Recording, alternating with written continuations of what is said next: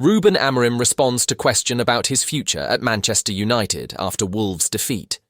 Manchester United were defeated by Wolves in the Premier League on Boxing Day, and Ruben Amorim was asked about his future. Ruben Amorim said he likes the pressure of being Manchester United's head coach after defeat against Wolves.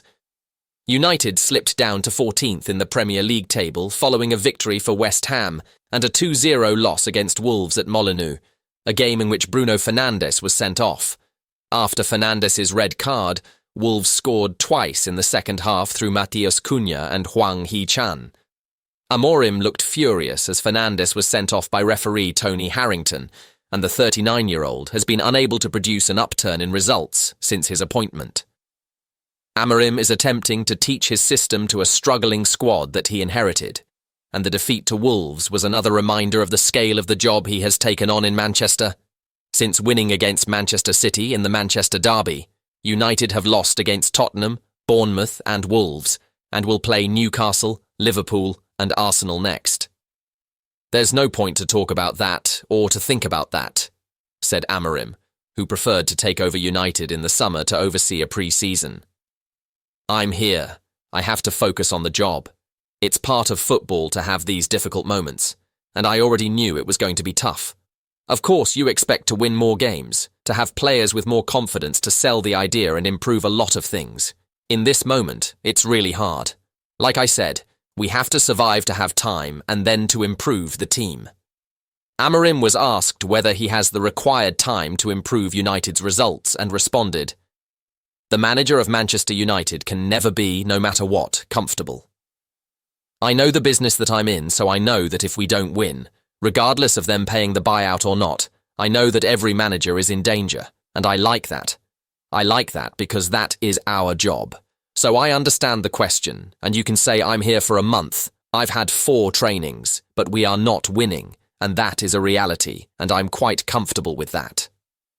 The away section at Molineux emptied quickly after the final whistle, but a pocket of supporters stayed behind as the players apologetically applauded their commitment on Boxing Day. "Nothing. I'm not there to even ask anything to our fans," said Amorim about his message to his fans for the next game. "They give us everything, full stadium, always supporting and clapping after loss and loss, so I just want to give something to the fans, not asking something to the fans." Small guys. Ruben Amorim gives verdict on set-piece problem at Manchester United this season. Manchester United conceded from another corner against Wolves, and set-pieces have become a huge problem for Amorim. Ruben Amorim urged Manchester United to improve at set-pieces and said they "can't cry" about referees not intervening with players surrounding the goalkeeper in the box. Wolves opened the scoring against United in the second half at Molineux, scoring directly from a Matheus Cunha corner that Andre Onana was unable to stop looping into the net. United conceded from 2 set-pieces against Arsenal and conceded from a single set-piece against each of Nottingham Forest, Manchester City, Tottenham Hotspur and Bournemouth. Amorim's side have conceded 6 goals from set-pieces in their last 7 matches, and 2 of those have been scored directly from corners, which saw Altay Bayındır protest to the referee for interference against Tottenham and Andre Onana doing the same against Wolves. "After a defeat, I don't want to talk about that," said Amorim about a potential foul by Wolves on Onana. "But you can see every corner nowadays is an opportunity, so sometimes you forget the small guy and the talented guys, and you have 11 guys for corners or free kicks. You can do everything inside the box, and that is the rules. So we can't cry about it. We have to do the same. We have to focus on doing the same to the opponent, and that is my goal at the moment." Amorim was asked if he needed bigger players, and added, "No, what I'm saying is, if set pieces have become so important, you can do everything, so we have to learn it and do the same thing. Even with the small guys, we just have to copy and do the same thing, not try to change the rules, just use the rules to also score from a set piece." United play Newcastle next, and Amorim admitted they will attempt to make the home crowd nervous.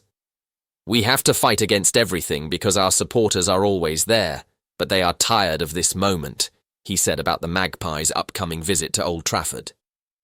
"We have to expect that any player from Newcastle near our box is going to make the stadium nervous, and our players have to cope with that.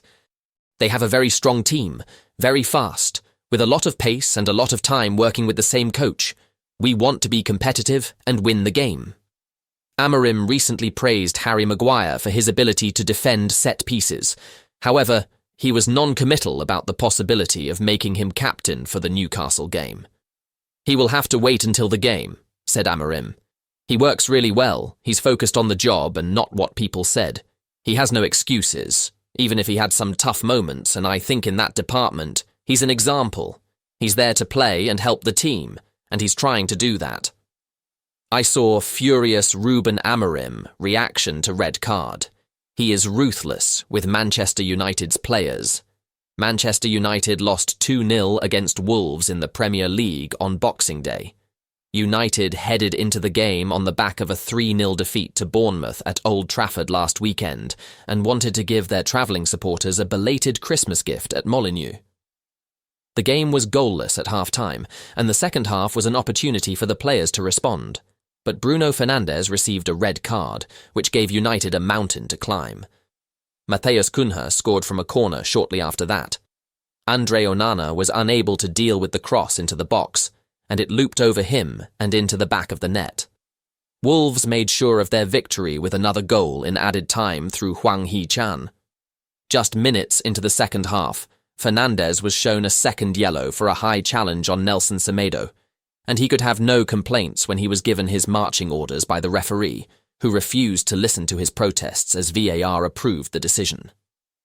Fernandes handed over the captain's armband to Lisandro Martinez, trudged off the pitch, and the reaction from a furious and disappointed Amorim on the touchline said it all. United's head coach completely blanked a desolate Fernandes, and he shook his head as he walked straight down the tunnel. Amorim blanked Marcus Rashford when he was substituted in his last appearance for the club, and the 39-year-old isn't afraid of sending a strong message. But there hasn't been a new manager bounce with Amorim, and he has a heck of a job on his hands. Wolves are relegation candidates, and United are currently at a similar level. The empty away section. United's away support is among the finest in the world, and the fans were let down again, so nobody could blame them for making an early exit from the bottom tier at Molineux. There were mostly just yellow seats when the players approached the away section to apologise after the defeat, as most travelling fans weren't interested in their hollow applause. United need to have a major clear-out in the summer because most of the squad aren't good enough. Ugarte and Mainu understanding Manuel Ugarte and Kobbie Mainoo started their fourth game together against Wolves. The expectation was they would be Amorim's preferred two in the centre of the pitch, but they are still developing an understanding, and that was evident when they were bypassed by a simple header in the first half. Ugarte and Mainoo were too far apart. There was plenty of space for Wolves to exploit, and a header was played over the top of the pair, which Goncalo Guedes gratefully received. Guedes' shot was fired into the stands from the edge of the box, and Ugarte and Mainoo swiftly turned around to hold an inquest into how Wolves were allowed to fashion the chance. There are teething problems in the new system, and supporters are already giving up on this season. Georgson's touchline role, Andreas Georgsson, has stepped back from set pieces, since Amorim delegated the responsibility to Carlos Fernandes, and supporters have started to question what his role in the backroom staff is. However, what Georgsson's new role actually entails perhaps became clear in the first half against Wolves when Ahmad won a free kick and he rushed to the fourth official.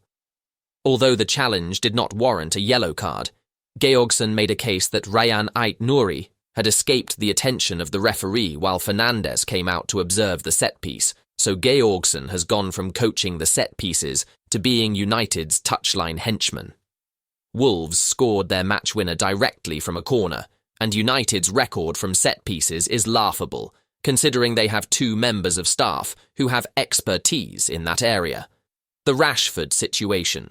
There was no sign of Rashford as the team left the team bus at Molineux, and it was subsequently confirmed he was not in the matchday squad. Rashford has been absent since he was dropped for the Manchester derby, whereas Garnacho has been brought back into the fold. Garnacho left the bus with his hood up and kept his head down as he entered the ground. He started his third game in a row on the bench, but has done the right things to get back into the squad.